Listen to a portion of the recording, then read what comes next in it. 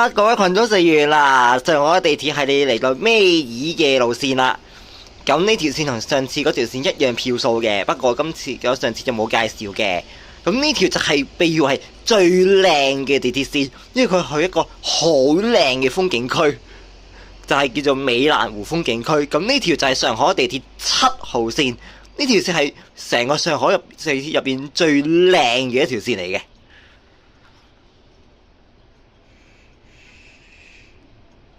嗱，咁先介紹呢條上海地鐵7號線先啦。咁呢條線就係由美蘭湖啦開到花木路嘅。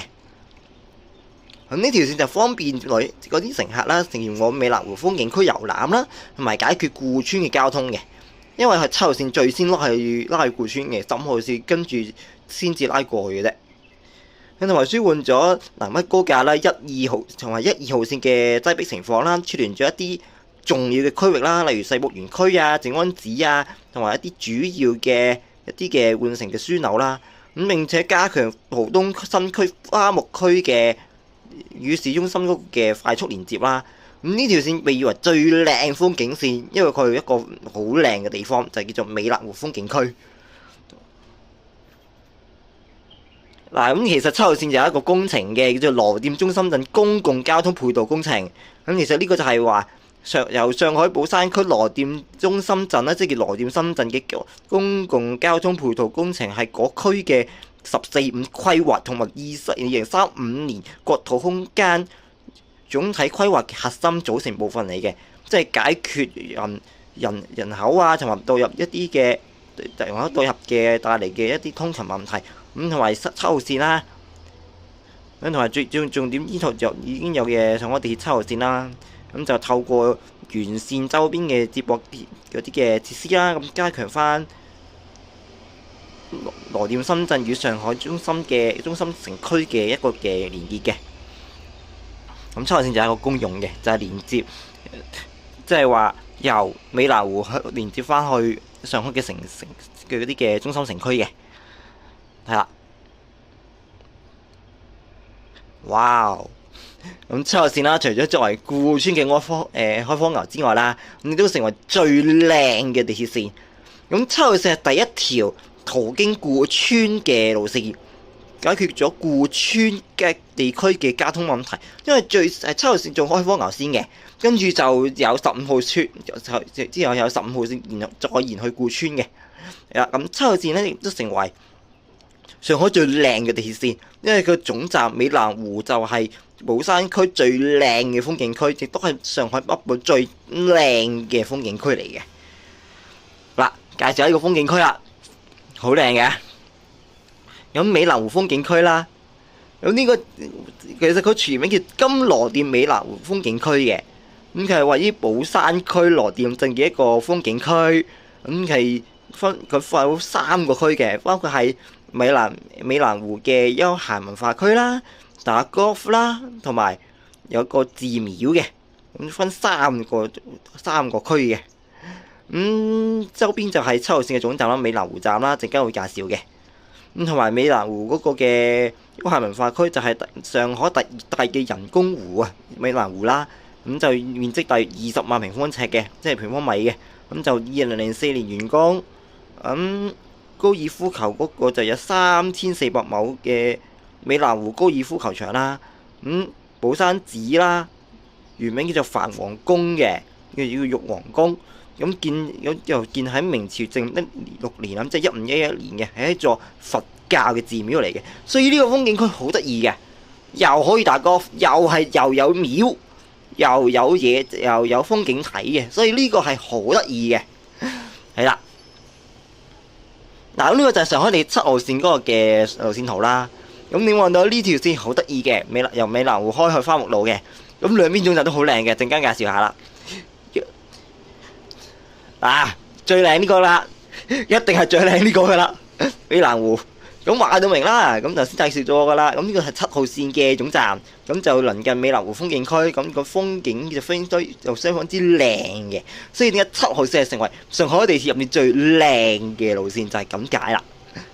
因為呢個站好靚嘅，佢隔離已經係美蘭湖啦，好靚嘅。嗱，嚟緊呢幾個站呢，咁就都係喺同一個範圍入邊嘅。咁呢個站叫上海大學站。咁呢個站就係上海第一個以大學命名嘅一個嘅地鐵站。咁呢個就顧名思義啦，咁就係鄰近上海大學嘅。咁然後仲有兩個站，係啊，除咗呢個站，仲有兩個站都係喺上海大學嘅範圍入邊嘅。呢個係其中一個，呢個係另一個南陳路站。呢個站喺上海大學嘅範圍入邊，咁係近住上海大學嘅邦德學院嘅。咁即係呢個站又係喺上海大學入邊嘅嗰個範圍入邊個。除咗呢個，仲有一個站喎。上大路呢就係畫個名大到明啦，上大路上海大學路啊嘛，就喺上海大學嘅範圍嚟啦呢個站。所以上海大學入邊係三個站啦，包括上海大學自己啦、南陳路啦，同埋上大路呢三個。咁上海大學直情喺到上海大學嘅中心啦。咁如果你去其他學院，就邦德學院就喺南陳路落車。如果你要去其他嘅上海大學，就喺就喺上大路站落車啦。呢個站都去到嘅。嗱，呢個站叫後灘站。咁呢個站以前有個好靚個名叫做蒲江耀華站。咁呢個站就亦都係可以直達到2010年上海世博會嘅場址嘅車站嚟嘅。係啦，因為有幾個站都近嘅。嗰陣時世博開咗之後，有幾個站都近嘅，長青路啦、後灘啦、馬當路啦，呢啲全部都近嘅。好啦。哇！你睇下呢個站幾靚，成棵樹，成棵樹咁樣你睇下。嗱，呢個就係7號線嘅總站花木路啦。咁你望到成棵樹嘅話啦，係啊，成棵樹咁樣特色嚟㗎。咁呢個站就近住上海新國際博覽中心，即係一個新嘅博覽中心，即係有博覽嘅呢個站好多人嘅。呢個就喺浦東新區嘅。好啦，總結唔多嘅，因為呢條線真係好靚。咁呢條7號線啦，咁上海地鐵7號線就不單止成為顧村嘅開荒牛，而且仲方便旅客前往美蘭湖風景區，所以7號線係好靚嘅。咁另外啦，7號線亦都方便前往上海大學返學嘅學生，因為佢入面有3個站：上海大學、南陳路、上大路。呢3個站主要都係方便上海大學返學嘅學生去到上海大學嘅唔同範圍嘅。咁同埋啦，7號線連15號線啦，一齊解決顧村嘅交通問題。咁15號線上次介紹過噶啦，咁個總站就喺顧村公園，同7號線係換乘嘅。咁所以15號線同7號線同15號線係一齊聯手解決顧村嘅交通問題。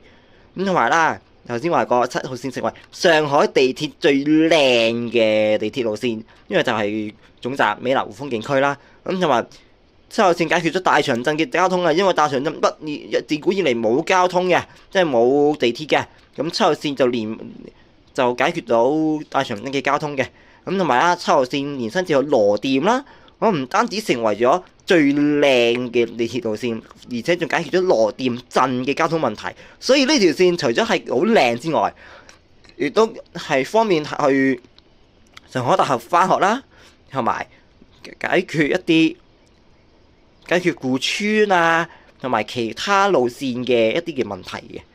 係啦，呢條線好簡單嘅啫，就係咁啦。呢條線係啦，呢條線係尾二啦。咁陣間仲有一條嘅，介紹埋嗰條就成個上海地鐵系列就完晒噶啦。